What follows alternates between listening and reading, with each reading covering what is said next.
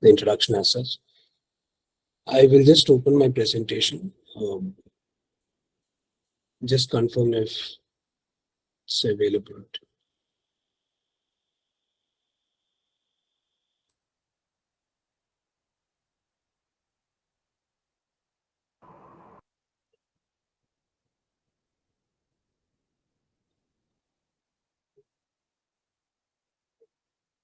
Can you confirm if it's visible?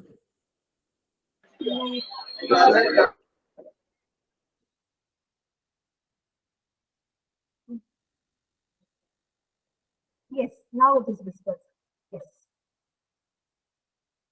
Thank you.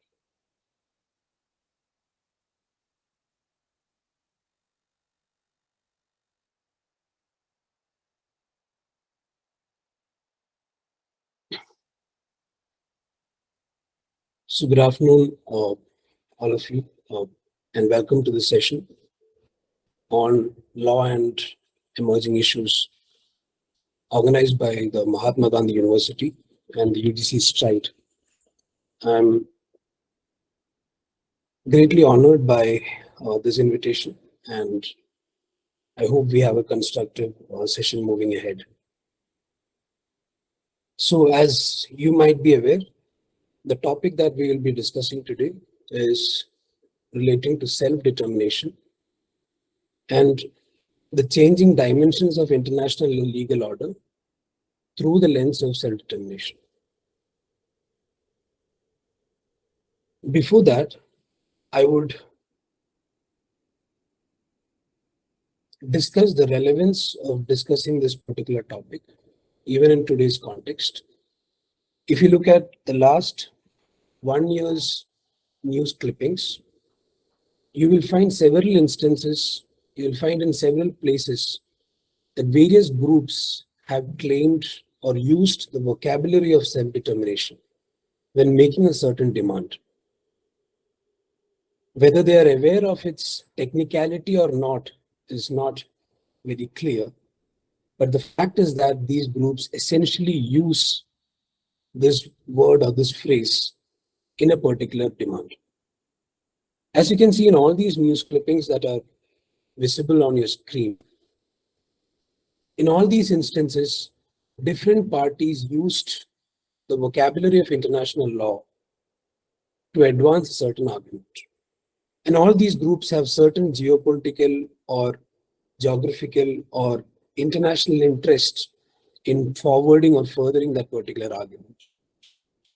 This is why even today, it is very important to discuss what is the content of self-determination from an international lawyer's perspective and as a global citizen perspective. So in this context, I would ask you to start thinking about what self-determination deals with. Imagine that there's a group in any country, in any region, and it claims that it requires absolute political control over its own functioning. Why does it need absolute political control? Because it wants to protect its identity, which it claims to be unique, and it wants to protect its cultural heritage. Now, as a traditional law student or a lawyer or a citizen who is interested in political affairs, what kind of rules do you think should govern this kind of claim? And is there a remedy that this group has in terms of any legal structure that we are aware of? And what is the nature of this particular remedy, even if we think that a particular system can resolve this particular remedy or claim by this group?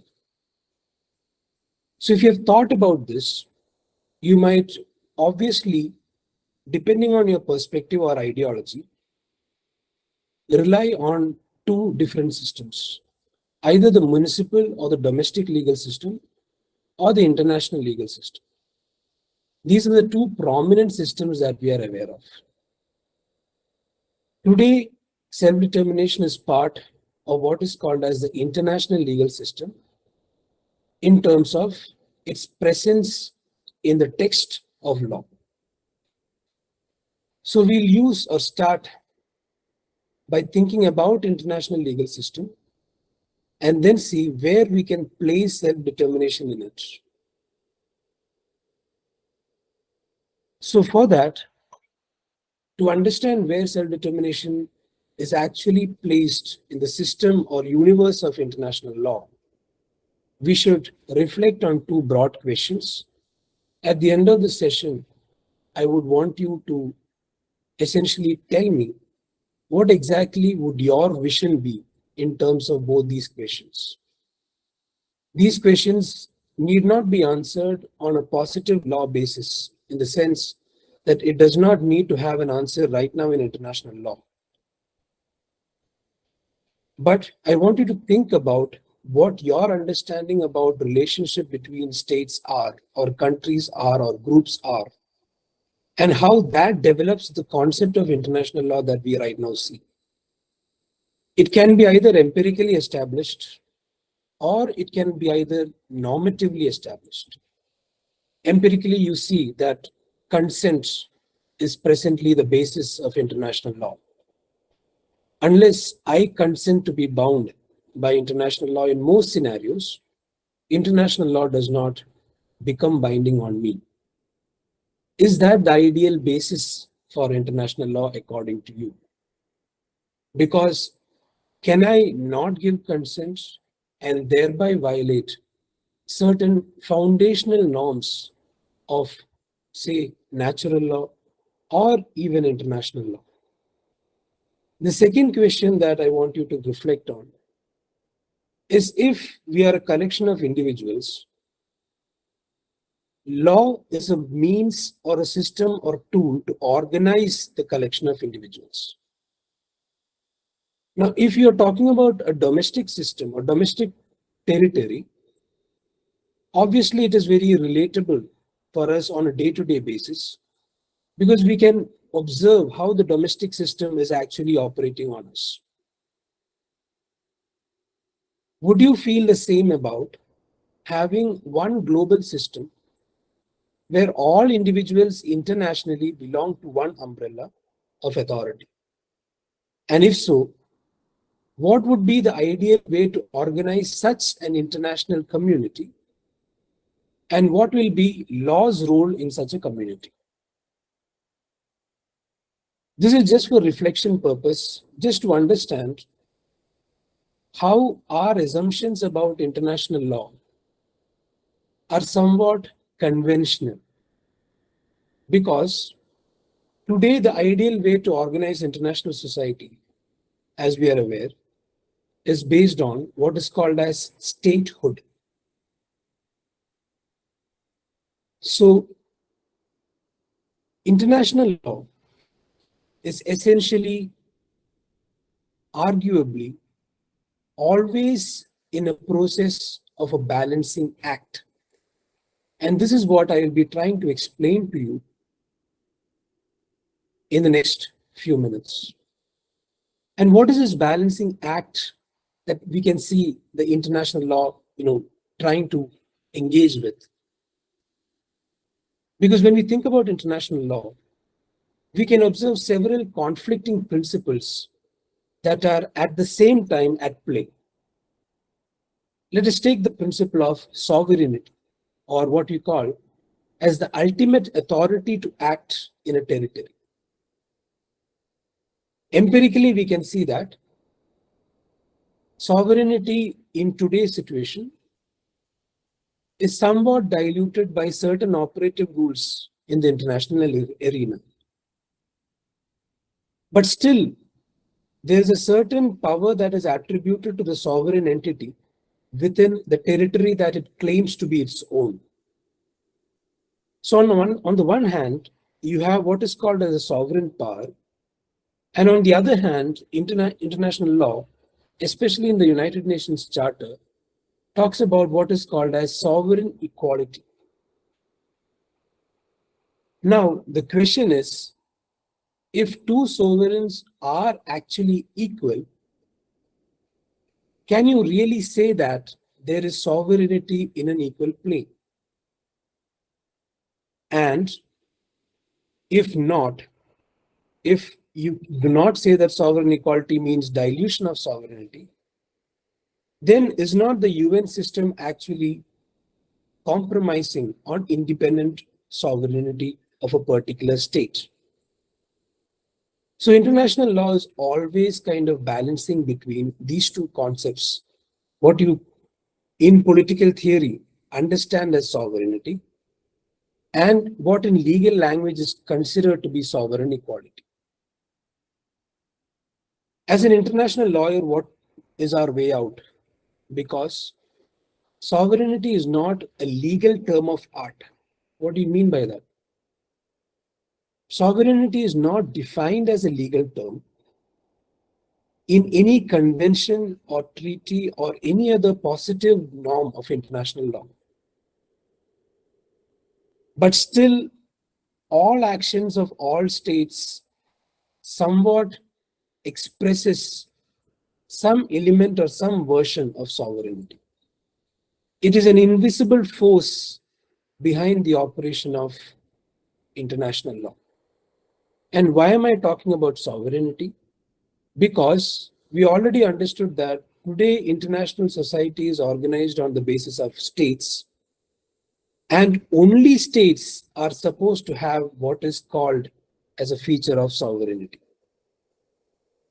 So that means the group in our initial picture, in our initial scenario, they have to first assert their sovereignty through something abstract called a state. Though in conventional terms, state has been defined in what is called as the Montevideo Convention, with a defined territory, population, government, capacity to enter into relations with other states, etc., etc. We still have no authority to determine whether an entity is a state or not. It is only through a process of recognition by other members of the political international community that a group gets the status of what a state is. So international law has created this balancing act between what is called as sovereignty and what it considered to be sovereign equality of states. Number one. The second most important aspect in international law is territory. And this is closely linked to the evolution of international law. Because territory was very important in the creation process or the evolution or starting initiating stages of international law, because as we are already aware, international law evolved as a result of post-war territorial realignment. So whatever we see as principles of international law is based on alignment of territories in a contingency. That means all the principles that we are aware of are basically as a result of negotiations that happened at a particular moment in history. So, but the problem here is the people inside that particular territory are not generally the part of the lawmaking process for or on the territory on which they belong. But here comes the other development in international law, and that is what is called as the evolution of international human rights law. What exactly is international human rights law? It places mandatory obligations on states when they are supposed to guarantee certain fundamental human rights to individuals. So several authors have argued that international human rights law is basically further diluting our original sovereignty. Because right now, you're not really concerned about the states, but you're concerned about the individual in the states. This is where we are going to place our simple yet complicated concepts of self-determination. Because self-determination exists at the cross-section of sovereignty, territory, and individuals who are there in that territory. And this is why self-determination becomes problematic in international law. Because there is no framework through which you can properly place self-determination without doing a balancing act. Think about our original group. You can't give them self-determination without disregarding the sovereignty of the parent entity of the territory in which they exist. So this poses a problem for anybody who thinks about legal systems and legal orders. And that's where we are going to travel and see what clarity we can get. What in 21st century India, or as a next generation lawyer, how can you understand the concept of self-determination? Or critically, is it worth understanding the concepts at all? Now, you can also ask, why is this balancing necessary? Because after all, international law is working as it is.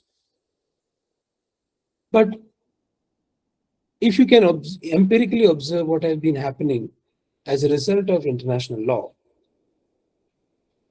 you can see that there is a certain presence of what is called as an international order. Now, the problem here is, in domestic legal systems, you can say that there is constitutional order. There is constitutional rule of law. Can you say the same thing about international law? Because in international law, when we talk about international order, that itself sounds like a misnomer, right? Because United States has violated several norms of international law, even according to the International Court of Justice in several circumstances. Does that show you that it is an order? Russia has violated several norms of international law. Does that show some kind of order? So what is the international order that you're talking about? Because that is where you're supposed to balance your sovereignty, territory, and people.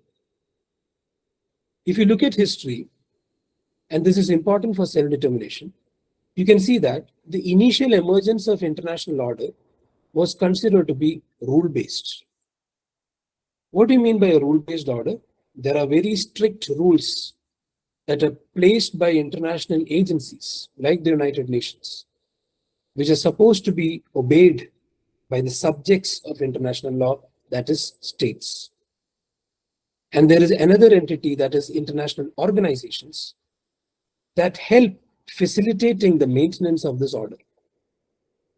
This is a very simple statement to understand. But practically, if you see, is there a rule-based order?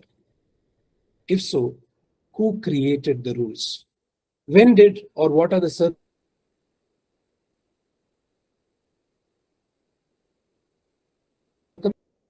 Or as a lawyer from the global south, we can say that, or I, sitting in India, can say that India has never been part of the initial lawmaking process of international relations.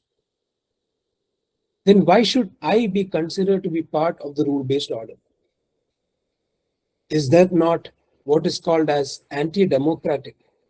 Because if you have a rule-based order, it should be depending on the consent of those it is ruling over. So if I did not participate, or the representatives of my government did not participate in this order, if I cannot influence in the outcomes of this order, then can you say that it is a rule-based order?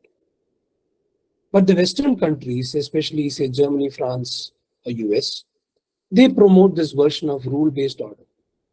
They say that everything goes by rules in international law. But some entities within the UN, for example, Russia or China, for example, they do not believe in what is neutrally called as rule-based order. Because to them, the rule-based order in the United Nations is absolutely beneficial to certain of the big five, as we already know. So what they claim is that there are multiple poles of power that exist across the globe. And so they focus on regional orders and these regional orders accumulating into an international order. So the collectivities of all regional orders, so for example, the South Asian, the Middle East, or the European, all these will be the regional orders. And an accumulation of all these orders is what you essentially call as the multipolar international. To cover up this, again, the Western countries put forward what is right now known as the free international order or the liberal international order. Another version of this international order is what we call as the new economic international order. Because till now we have been talking about political ordering of international society. In the free international order, according to the Western countries, there is an equal opportunity to participate in economic activities across the globe. But again, the critic in me will come up and ask, is there an equal opportunity as far as free trade is concerned across the globe? Who created the rules for the foundational institutions, that is the Bretton Woods system? And who initiated what is called as the structural adjustment policies, where your ability to receive funds is dependent on your following certain protocols set by that international agency, like the IMF. So that means, at the risk of receiving your criticism, I will say that there is no international order. There is only international disorder. But still, theoretically, we can say that there is a system of international law that works on the principle of mutual respect, but which cannot be correlated with any of these ideas of orderliness. Again, coming back to my initial question, how would you want to order international society is up to you. So, as we saw, international order is the place where we want to operationalize, implement self-determination. So in this particular session, we will look at certain specific questions in this context. Always remember, our group in the initial question is waiting for a remedy in international law or in any other order or any other system. So today we'll ask ourselves 3 questions and 1 observation. What do you mean by self-determination today? What is its normative status today, which we look at through 4 phases of its evolution and certain critical aspects of its evolution? What is its legal status today? And what is India's position when dealing with self-determination? The first point where we need to discuss what is self-determination. Obviously, as a lawyer, if you are a fan of interpretation of statutes, we have to give every provision its literal interpretation.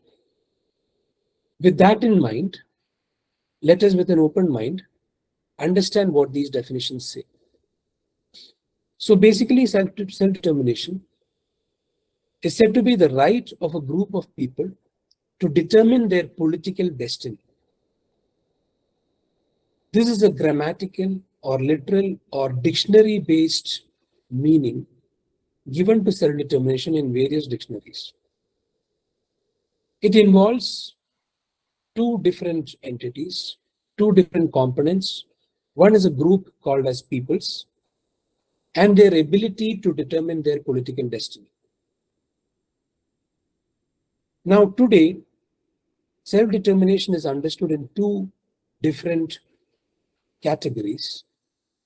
What is called as internal self-determination, and what is popular or what is usually associated with self-determination as external self-determination. First, I'll tell you what external self-determination is, which you are probably aware of. External self-determination is when a group demands to be separated from an entity, or it wants to be merged with another entity, or it wants some other demand which negates its relationship with its parent entity. So there is a territory, there are people in that territory. Those people would want some determination of political destiny. This is what we will be analyzing in a minute, what is called as secession. The internal component of self-determination is more progressive in nature, in that the group here doesn't want independence from the entity. They want to more progressively participate in the activities of that entity. This is what in modern phase we call as right to democratic participation. So external self-determination deals with what we usually associate as cession of territory, and internal self-determination deals with democratic participation. What is the legal status of self-determination today? If you look at the legal validity of these legislations or conventions, it is considered to be an established human right under what is called as International Bill of Rights, that is ICCPR and ICSCR, though it is conspicuously absent in what is called as UDHR, or the Universal Declaration of Human Rights. It is also considered as a principle which is binding on member states under the United Nations Charter. Once you are a member of United Nations, you are obliged mandatorily to comply with the Charter. That is why I have mentioned it as a binding principle. Even if you don't agree with these two propositions, it is considered to be a jus cogens norm in international law.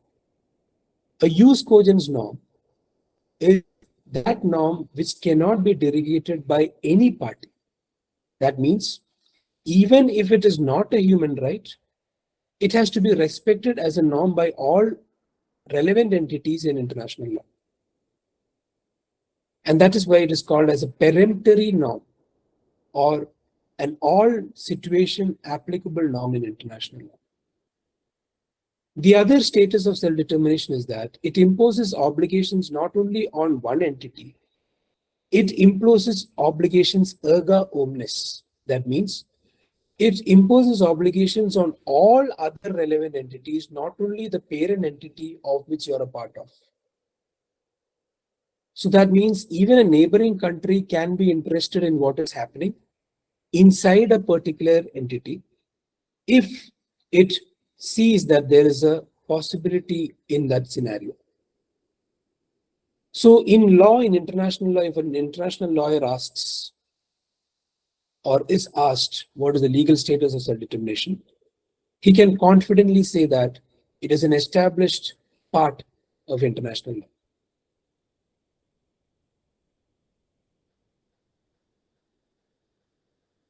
But when you actually go into the operational effects of self-determination, we can see that first, let us take the human right under ICCPR, ICSCR. Who can claim a right under ICCPR, ICSCR? A group called as peoples in the plural. None of the instruments, the ICCPR or ICCR, define what peoples are. The Human Rights Committee, which is in charge of accepting communications for enforcement of these conventions, they have themselves said in a general comment. A general comment is an instrument that is released by the committee to clarify on certain provisions. The Human Rights Committee has said that they do not have the authority to determine who the peoples are. So that means, though it is a human right under ICCP or ICSR, it is highly improbable that a group can make a valid claim in international law. Now, secondly, let us come to its role as a binding principle under UN Charter. As a binding principle and in the UN Charter, it only binds what is called as UN member states. And according to the UN Charter and the other rules of international law, the only entity that is capable of such a recognition is what is called as a state. But we are talking about groups that have not yet emerged into a status of state, and therefore a member can easily argue about your position in terms of international law. He can easily argue that you're not a subject of international law. If as a human right it is not respected, or as a binding principle it is not mandatory, then what role does the International Court of Justice have if it calls it as a jus cogens norm or as an erga omnes norm? So you can see that if you take the entire history of United Nations through which self-determination came up, there is not even a single case where a right to self-determination has been contested and given to a particular party. I will tell you one phase in which self-determination was very successfully applied in international law, but that is not based on a claim by a party. So with this in mind, I hope you have understood the legal status or the normative status of self-determination in international law.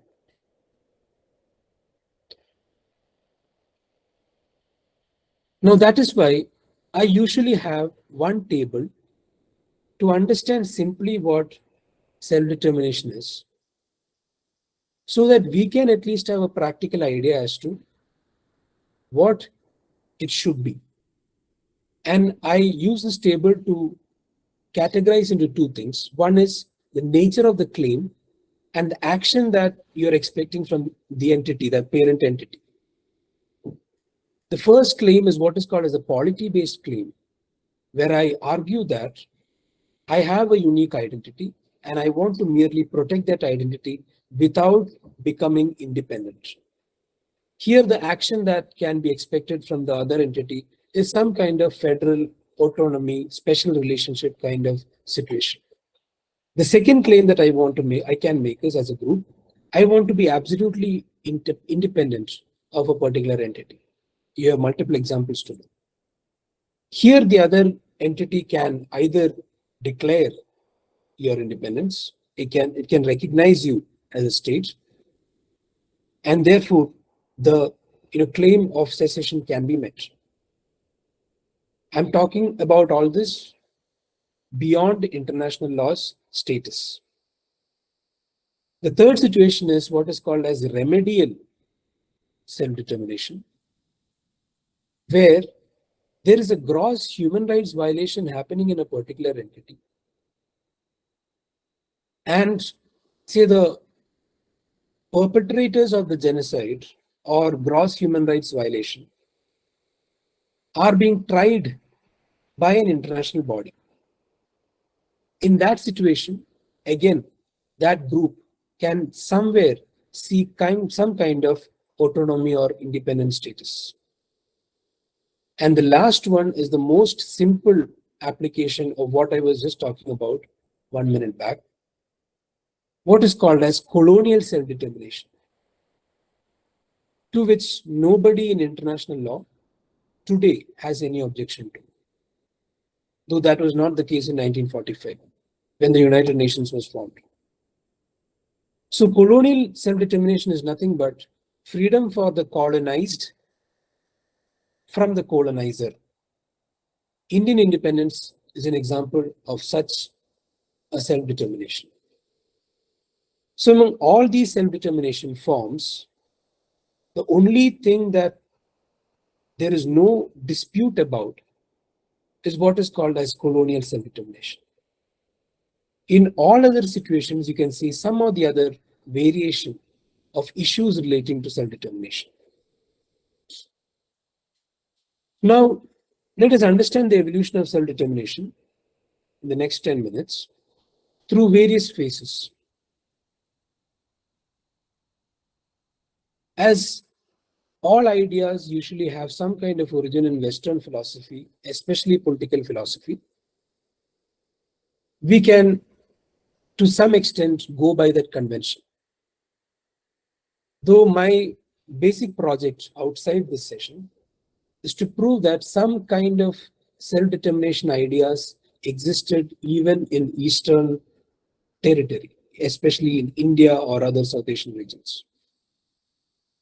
So if you look at the Western concept of evolution of self-determination, you can maybe point to what is called as the unification of Italy. Because there is one individual called Mancini, whose writings propelled what is called as nationalism. So that is why I have pulled out a map for you. If you look at the 1859 to 1870 phase of history, based on ideas of what is called as nation, there was a sudden demand for bringing all people who belong to a particular nation in a particular territory. But nowhere does this scenario or history relate it literally with self-determination. But we can see that the idea is the same. The political point that this scenario tells us is that if you want to group together in a territory, you should belong to that particular nationality. So that means every territory should include people belonging to one nationality, and dangerously the opposite. All people belonging to one nationality should also have a nation. Now, this historical kind of trend is what later created multiple conflicts. Because though the initial ordering of these groups was as a nation states, as trade increased, as multiple global changes happened, the technical definition of a nation state got diluted, especially in the post-colonial scenario. You had multiple nationalities in one territory. Who will you give statehood? Especially after the breakdown of, say, Yugoslavia or, say, Soviet Union.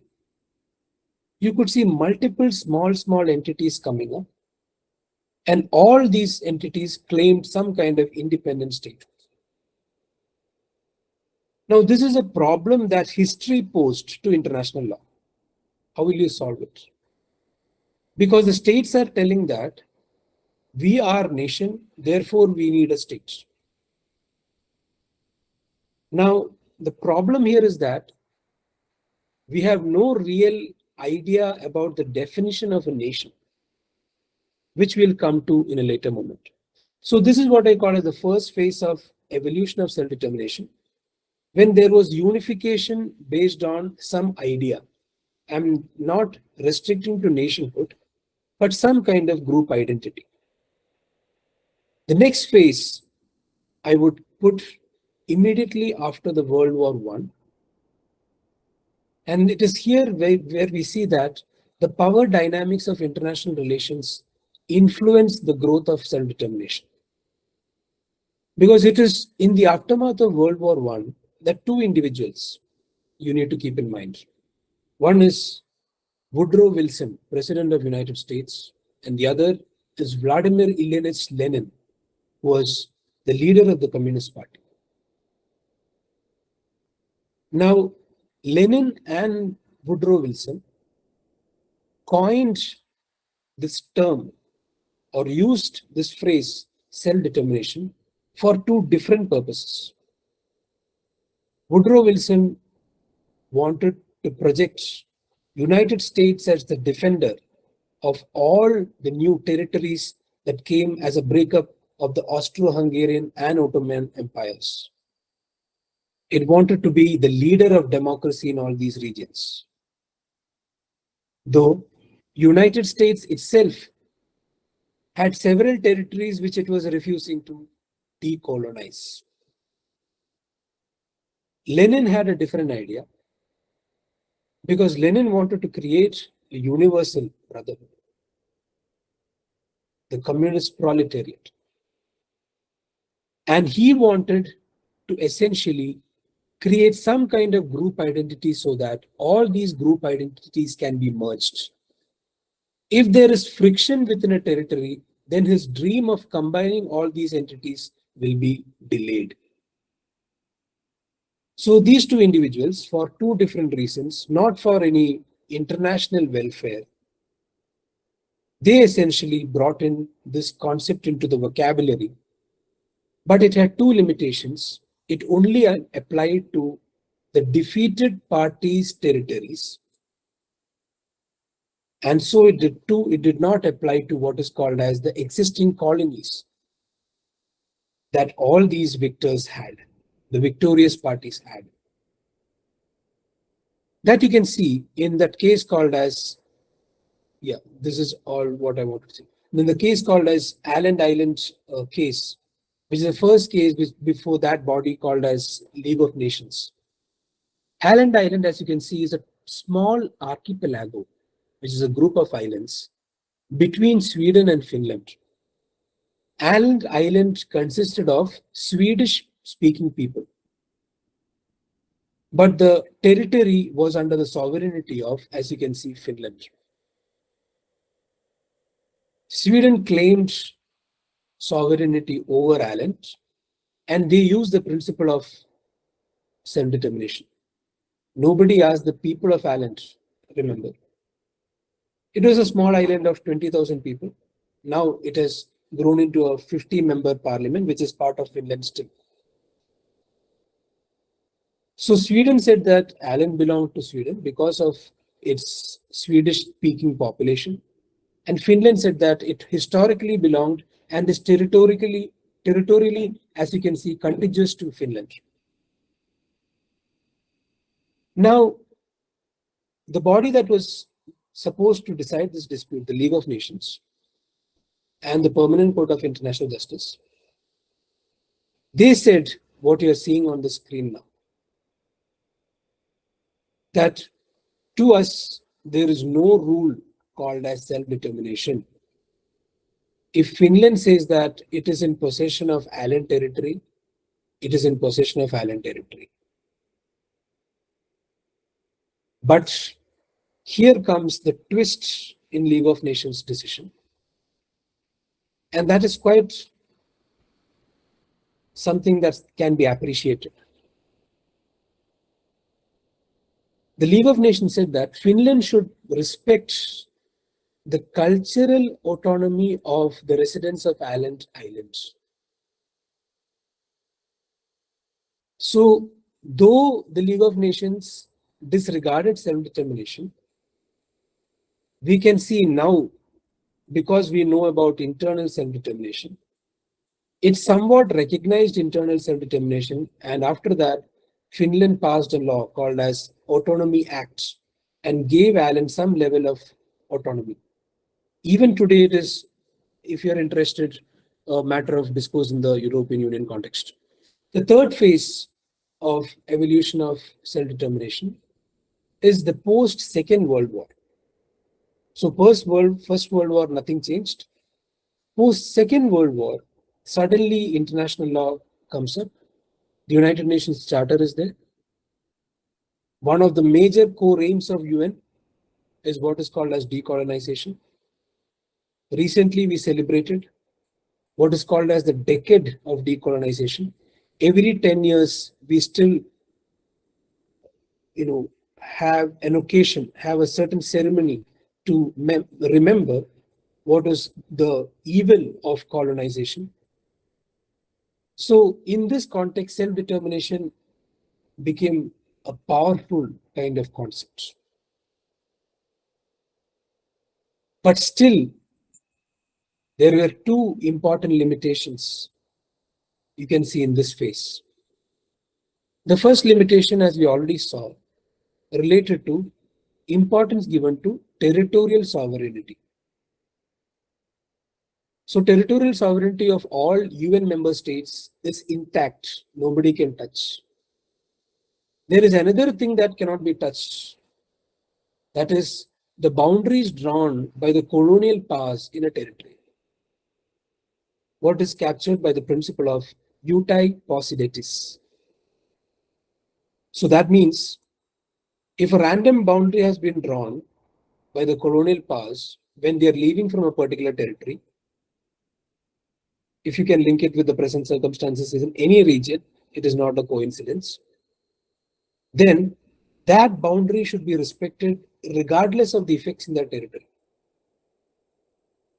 So right now, our concept of self-determination, which is so glamorously there in the UN Charter, suddenly falls prey to these two limitations: territorial sovereignty and uti possidetis. But something suddenly again rejuvenates self-determination.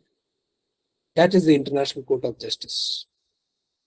International Court of Justice in multiple judgments: Namibia case, Western Sahara case, the Wall opinion, the Palestinian territory case. In all these judgments, even in the latest Chagos Archipelago case, undoubtedly, without any doubt, without any confusion, held that right to self-determination or a principle of self-determination is an integral part of international law. It does not limit it to colonization. It does not limit it to a certain kind of people. There is just one ICJ judgment that I'll recommend you to read, but even that I have some kind of criticism. That is what is called as the Kosovo judgment. The Kosovo judgment is or was a very important opportunity for International Court of Justice to clarify on who can claim self-determination. But unfortunately, the ICJ did not answer that question, but it gave us a lot of other answers. If you are already aware of where Kosovo is and what happened, Kosovo was an autonomous region within Serbia, and Serbia was in the erstwhile Yugoslavia. The majority of the residents in Kosovian region are Albanians, and Albania is a different entity. Now, during the Milosevic's reign in Yugoslavia, the Kosovans' autonomy was suddenly revoked. And suddenly the Kosovars, if I can call them, and by which name they are called by scholars, they started claiming independence, and it became a bit violent because Serbia itself tried to violently suppress Kosovo independence. But Kosovo was also supported by several actors. And Serbia had to withdraw its forces, but still it held some kind of control. Kosovo had a parliament. On one fine day, Kosovo declared its own independence, what is called as unilateral declaration of independence. Several states recognized Kosovo as an entity. Because you can guess, if Serbia is involved, who will be supporting Kosovan independence and who will not be. because I will not be making any political statements in that sense. So the whole question before the ICJ, to which this question was referred by the Security Council, was whether unilateral declaration of independence is valid in international law. This question can be put in another simple word or wordings. Is secession justified in international law? Secession is nothing but external self-determination. The International Court of Justice responded, and the response was, international law does not permit or prohibit unilateral declaration of independence. Now, as a student of law or international law, you can reach your own conclusions on this statement. What did the ICJ mean when it says it's neither permitted nor prohibited? In my opinion, ICJ was becoming pragmatic because already Kosovo started getting recognition. If it has already started getting recognition as a state, then that means slowly it is developing ability to be sovereign entity. And once several states call you as a state, then who am I as the ICJ judge to essentially tell something else? But in this judgment, which I recommend as reading even after this session, there were several dissenting judgments, several dissenting opinions, especially by that prolific international law judge called Justice Trindade. And all these nitty-gritties I will not be going into, but I want you to understand that ICJ in Kosovo's case had every opportunity to clarify and enlarge the scope of self-determination. So let's take a relook at the Kosovo case and understand who are Kosovans, and through that case can we understand who can claim self-determination. Kosovans can be considered as a political minority, yes, but the question can be whether they can be considered as a national minority. Just keep this question in mind because I'll come back to it later. The last phase of self-determination, which we are currently observing, is the phase where self-determination has changed beyond recognition. Because till 1945, or till Kosovo's decision in 2000s, international community was not really appreciating the existence of self-determination. But these two documents, ICCPR and ICCR, in my opinion, revolutionizes the concept of self-determination. Because now it is no longer a political principle, it is an established human right. If it is an established human right, it is not bound by your territory, your sovereignty, or your other limitations like ut possidetis, or any arrangement made between two different foreign powers who are trying to control your area like islands. It is a basic human right of an entity called as peoples to determine their political destiny. See how revolutionary it is. International law is telling us that a group, not states, can determine their own political destiny. But the problem here again, which I'll come back to later. So another parallel development that happened in this phase. So we have what is called as states, we talked about groups, we talked about minorities, national minorities and political minorities. There is another group that suddenly gathered some kind of interest in international law called as indigenous peoples. Unfortunately, India and several other countries have this opinion that everybody in Indian territory is indigenous. If you have observed certain comments, though India has not made an official declaration in that sense. So the definition of indigenous people may be problematic, but generally we can understand indigenous peoples as having any certain unique kind of heritage or identity factor. Maybe it's language, ethnicity, etc., etc., etc. So indigenous peoples had certain unique interests to be protected, but the Convention on Rights of Indigenous Peoples specifically provides for a right to self-determination, including political self-determination.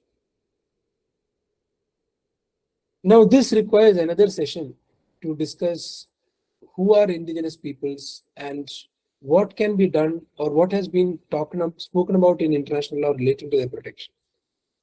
But I want you to understand in this phase that right to self-determination became a group right for peoples, and it became a group right for indigenous peoples. One more development I'll tell you, which happened in phase 4, which we are right now seeing. The Human Rights Committee is behind or responsible for this development.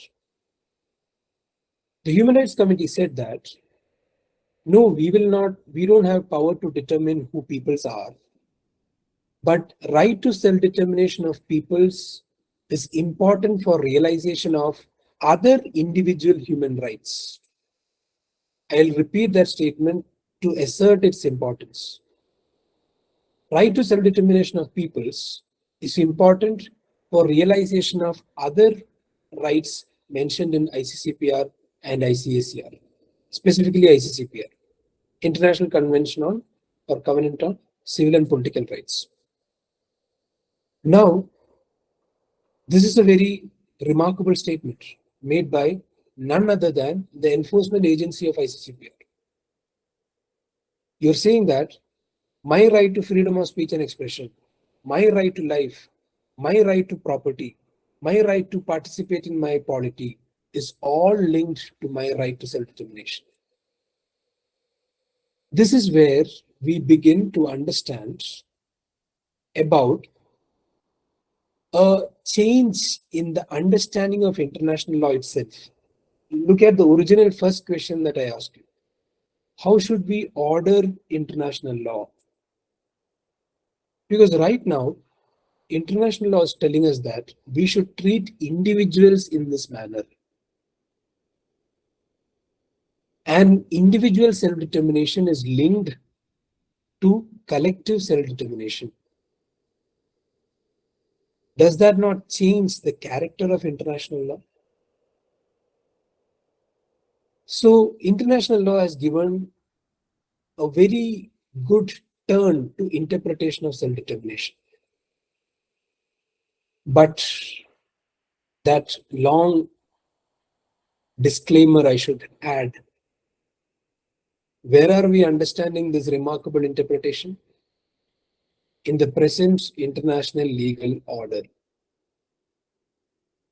And who governs the present international legal order? The Security Council, the General Assembly, bound by the Security Council. Actors who are violating international norms on a daily basis, whether it be Israel or Palestine or any other entity that is there, not taking sides or asserting that both sides are wrong, or US in earlier Afghanistan or Iraq, for example. In all these territories, you had international actors who are for their own geopolitical interests carving out their own understanding of international. As a third world country, how will you respond to this international challenge is the question. So that is why the proper kind of understanding of international law today in pure or positive international law is met with two kind of groups. One group to which India belongs, they say that self-determination is only applicable to colonial territories. That means after decolonization, you don't have self-determination. That is India's argument as far as Article 1 is concerned. Article 1 of ICCPR is concerned.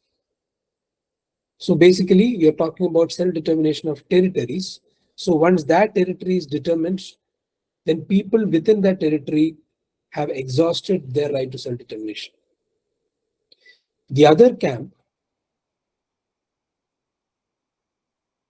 mostly Western, because most of our decolonization project, 99.5% is over.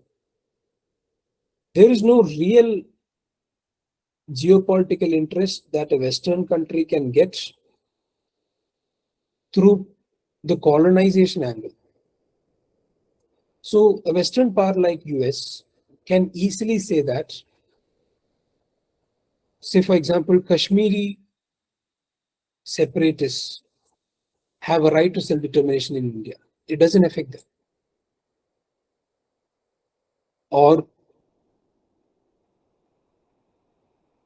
the Pakistan occupied Kashmir or people belonging to POK or Balochistan are violated of their right to self-determination. Western countries can easily see. So this camp too belongs to people who says that let us open self-determination to all. What it could lead to is inherent political instability within your territory, right?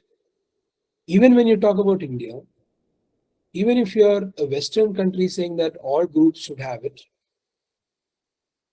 then the only motive for that, because all international actors act on their own geopolitical interests, the only motive there that can be attributed is creation of instability within the domestic apparatus. This is why we should be highly suspicious of opening doors of self-determination from an international law perspective. And this is why we should support some version of camp number one, who say that colonization is over, self-determination is over. But still, coming back to the group that we were discussing at the starting of the session, that group is still without any remedy. That group is facing not only violation of any right per se, their identity is in crisis. Their self-respect is in crisis. If you are aware of what is called as the Arab Spring,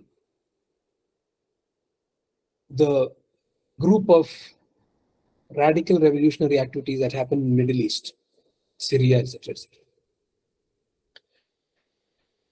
Francis Fukuyama, who is a famous political theorist, he says that all self-determination claims are based on respect or based on a right to be taken seriously by the entity.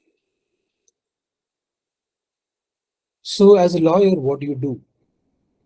You can't belong to either of these camps, but you still have a group which is waiting for your answer. So that is why today we have to realistically think of self-determination without secession. Tell me if you disagree. So how do you achieve self-determination without secession? And this is what we can generally identify as constitutionalization of self-determination. Now I'll take 2 minutes to tell you why secession is not a good idea to be promoted. As I told you, various geopolitical interests may be able to influence your domestic system's viability or legitimacy if you are allowing self-determination claims to be made. But there is again a disclaimer I'll put there. Two situations where theoretically you can say that secession is morally justified, not legally. Because according to ICJ judgment in Kosovo, secession is neither prohibited nor permitted in international law. When is it morally justified to claim secession? Again, I've already mentioned situation number one, when there is systematic, gross human rights abuse equivalent to genocide by an entity. If there is a targeted violation of rights of a particular group, then morally secession can be justified. The legal effects, obviously, we have already seen. Situation number two, when there is no violence but a negation or lack of protection of unique identity of a group within a particular territory, then also some people say that it is morally justified to support secession. So once you are convinced that a group is morally justified in seceding, then how do you legally formulate it? Obviously, we already kind of understood the complications if we are bringing international law on a domestic soil. Now, that is why we should understand, what do you mean by constitutionalization of self-determination? And this is something that is equally controversial, but less problematic. Because ultimately, you are agreeing or abiding with the popular sovereignty within a constitutional framework.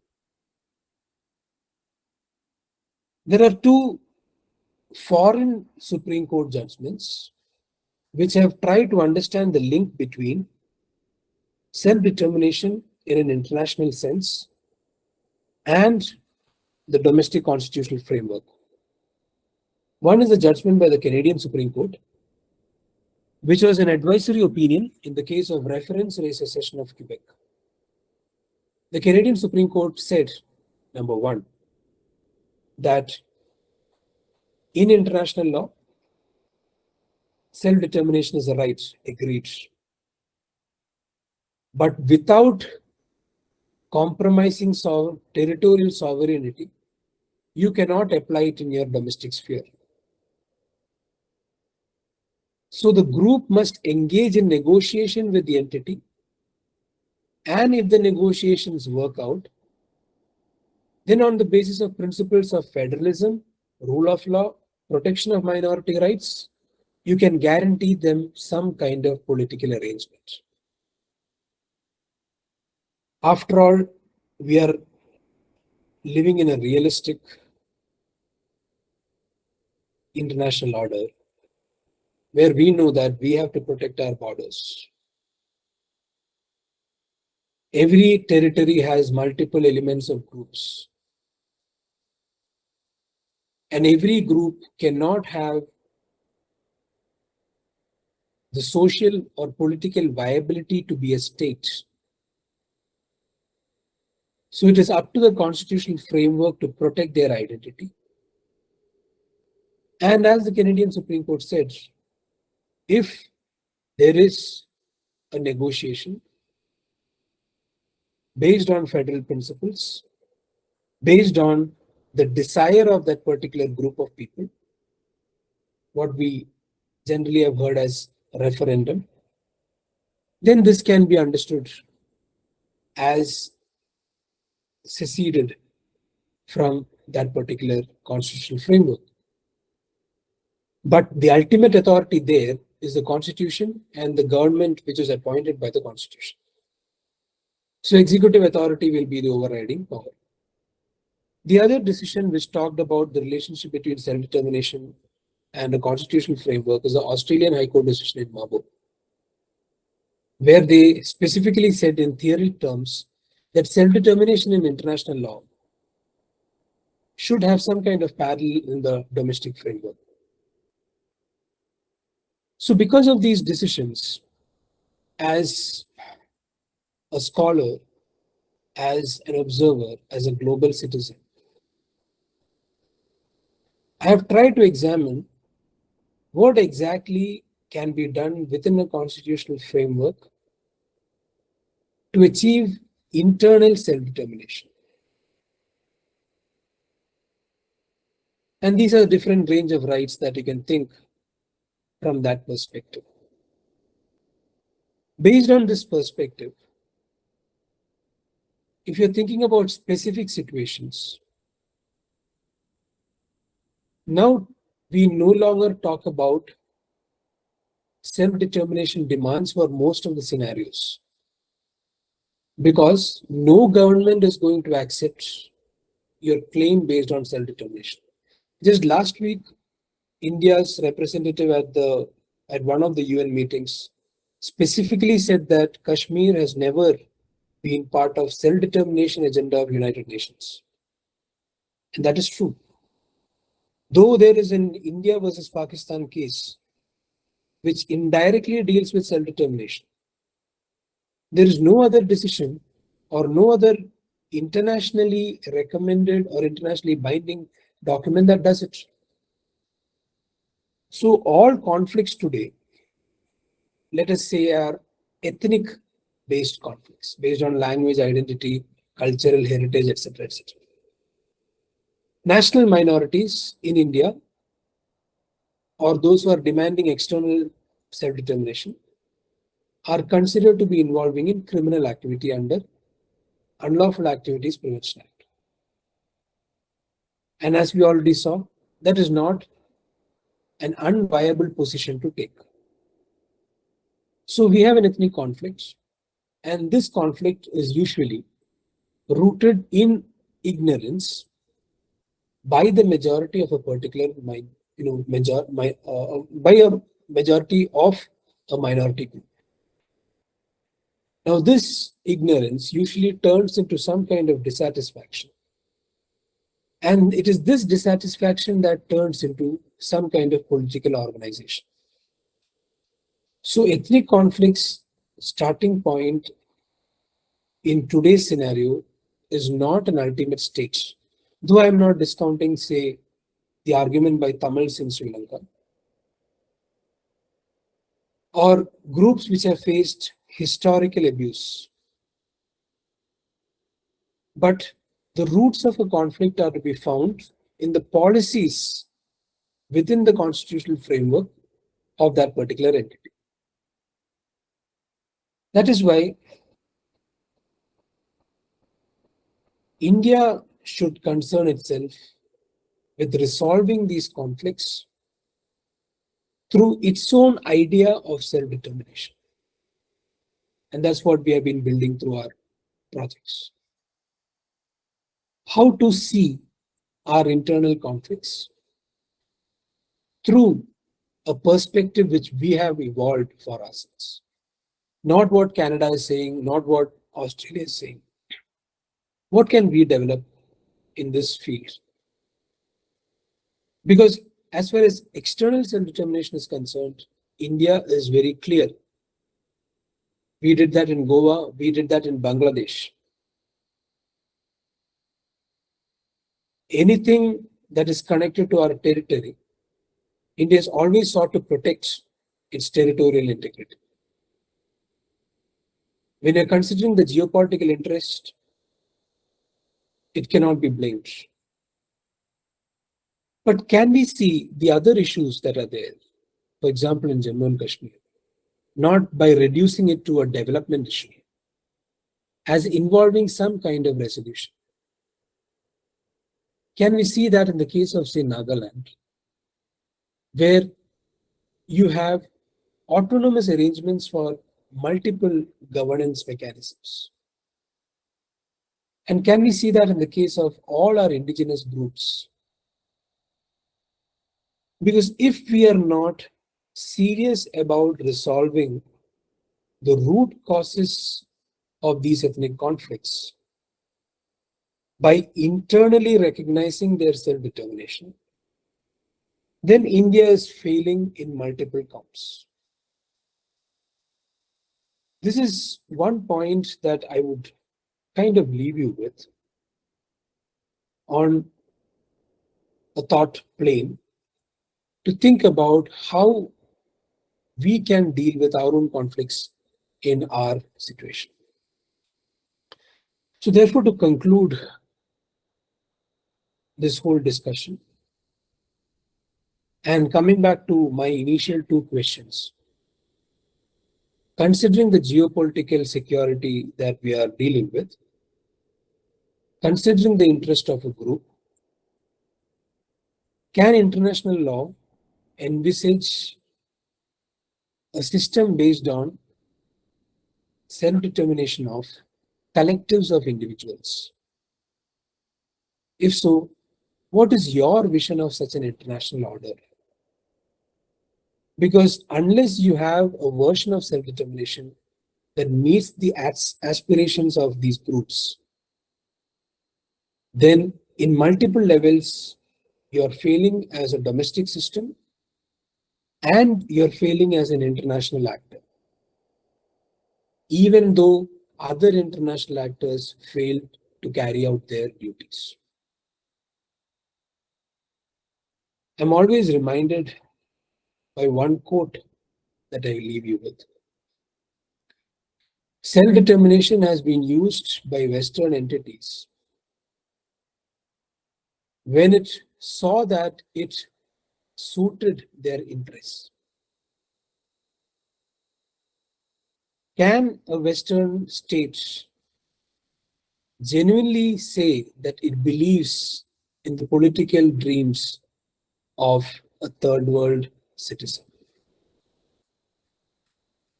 So, with this, I hope I have fulfilled some aspect of my role here in this session. And we can obviously, if it is part of the session, open the floor for any discussion. Thank you so much for patiently listening.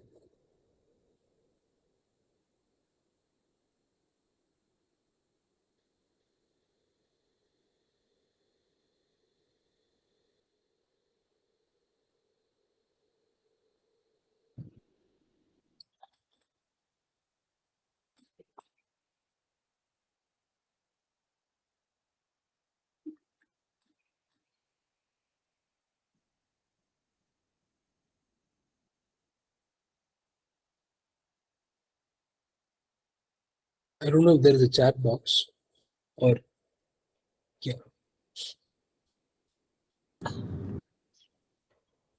Uh, can I take a Sir, question? if Yeah. there is any questions or queries, we're just waiting for that.